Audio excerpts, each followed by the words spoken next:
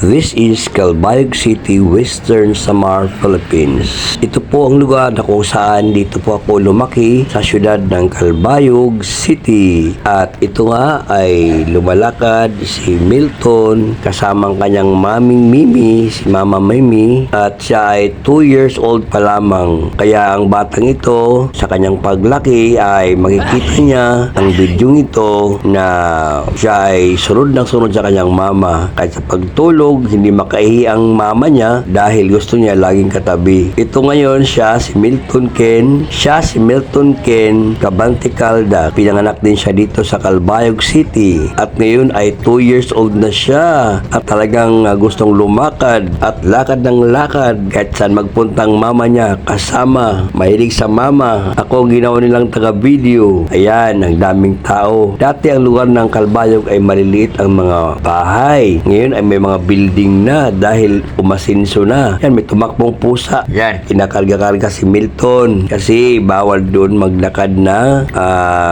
aakain ng bata kasi delikado. Ayan, yan si Milton nagpapakarga palagi dahil pagod na siya sa kalalakad. Yan po mga kapatid.